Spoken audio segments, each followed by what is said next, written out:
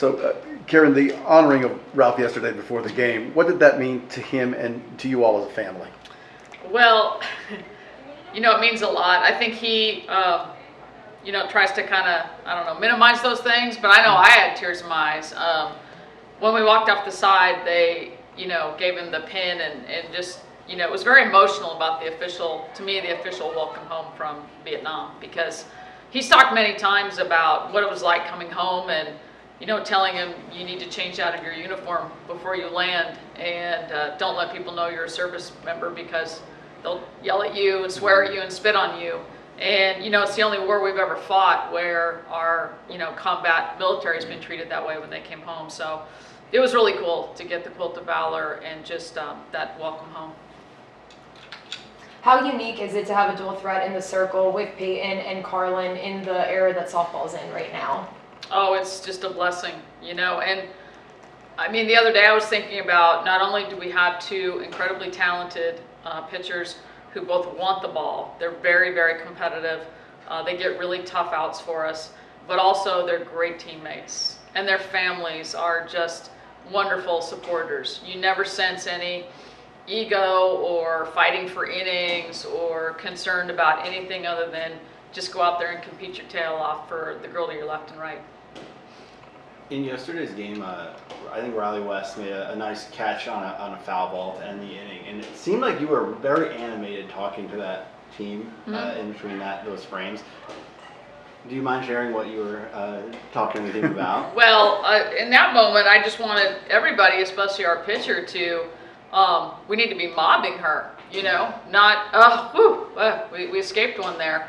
I mean, we need to celebrate those things because there's so many things that happen on the field that can go unnoticed, or maybe we come to expect that, or we're thinking about something else. And when somebody makes an effort like that and makes a great play, I mean, what I was surprised at was that they were even close to me. I was like, you all need to be out there, dogpiling on her, because she just made one heck of a great catch.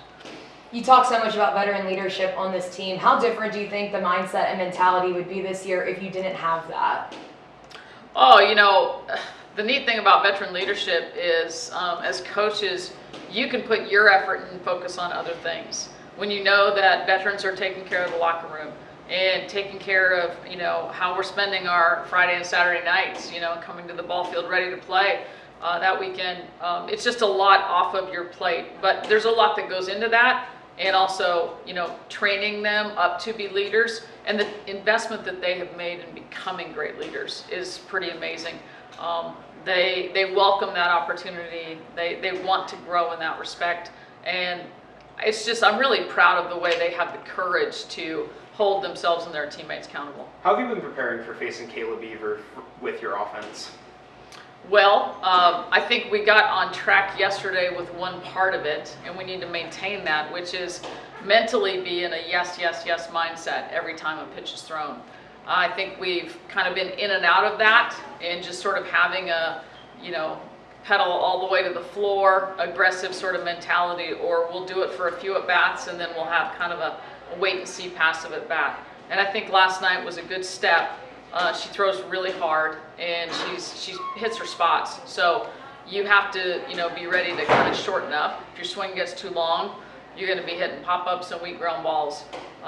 We have somebody on our side that throws really hard, so we've seen that. We've faced Carlin in practice, and hopefully that will help us. What is it that you want to see out of this team when it comes to these final two series of the regular season? I want to see us go for it. I think if we just go for it, we'll have no regrets no matter what happens these next 2 weeks.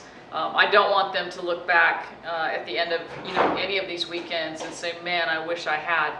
And you can't control outcomes, but you can control how you play the game. At this stage, what is it about the final road series of the regular season that is most important to you? I never even think of it like that because, there's more season for us to play beyond that, and we're hoping to go on the road one more time at the very end. It's a good environment for us to go into it this time of year because, Alabama always has a packed house and a really loud crowd, and the seats are right down to the field, and they can do some things as a team to sort of play off that crowd and, kind of get the crowd going. And So I think it'll be good for us. I think it'll be a real test of our ability to stay in the moment. If something bad happens or we get punched, that we collect ourselves, we stick with our inner circle, we ignore everything else outside of it, and we know that, you know, we have the strength and we have the ability to respond to anything. And I think rebounding from, you know, any negative thing that happens is going to be really important. You talked about it a bit yesterday with Jamison and Katie being able to kind of embrace these different roles compared to what they had last year. What do you think that says about them and kind of their selflessness to just do what's best for the team? I think it's them buying into our core values, you know, and selfless is one of our 3 main core values. And it's not easy. You know, it was interesting because just the day before we were reading our book, Twin Thieves, and we got to a chapter that talked about, you know, recognizing the things that people do that don't show up in a stat sheet. And you know, Katie was one of the ones that got a shout out in that room from people who've recognized just how much she is bought into the team. And it's really cool when people who don't get a lot of opportunities, number one, are prepared when they get put in, because that speaks to what they're doing in practice.